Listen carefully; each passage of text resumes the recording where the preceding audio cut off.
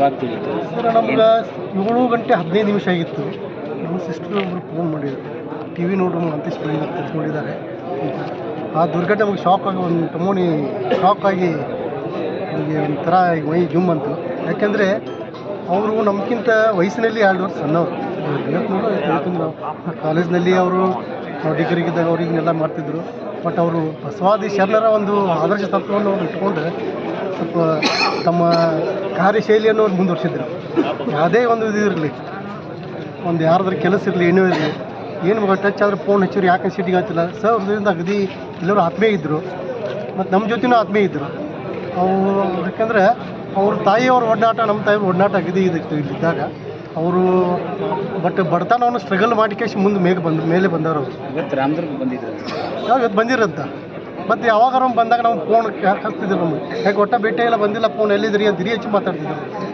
ಒಂದು ಫಂಕ್ಷನ್ದಲ್ಲಿ ಭೇಟಿ ಆದಾಗ ಇಲ್ಲಿ ಒಂದಲ್ಲಿ ನಾವು ದೂರ ಹೋಗಿದ್ದೆ, ನನ್ನ ಕರೆದೇ ಬರ್ರಿ ಸಾಕರ್ ಬಂದು ಕರಿ, ಅವನು ಎಲ್ಲಿ ಹೊಂಟಾಗ ಕರೆದಾಗದೆ ಆತ್ಮೀಯ ಹೆಗಲ ಮೇಲೆ ಫೋಟೋ ಎಲ್ಲ ಇದು ಮಾಡ್ತಿದ್ರು. ಎಲ್ಲರೂ ಒಂದಿಗೂ ಇರ್ತಿದ್ರು.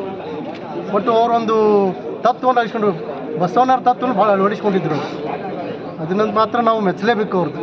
ಯಾವುದೇ ರೀತಿಯಿಂದ ಸರಳ ಜೀವನ, ಅಣಿಮೆಯಾಗೆ ವಿಭತ್ತು ಹೆಚ್ಕೊಳ್ಳಾರ್ದು ಹೊರಗೆ ಬರ್ತಿದ್ದಿಲ್ಲ. ಬಟ್ ಪರ್ಸ್ನಲ್ಲು ನಾವು ಭೇಟಿಯಾಗಿ ಮಾತಾಡ್ತಿದ್ವಿ, ಕಾಮಿಡಿ ಮಾಡ್ತಿದ್ರು, ಎಲ್ಲ ಮಾತಾಡ್ತಿದ್ರು ನಮ್ಮ ಜೊತೆ. ಬಟ್ ಏನೋ ದೇವರ ಅವ್ರ ಮ್ಯಾಗ ಕರುಣೆ ತೋರಿಸಿಲ್ಲ.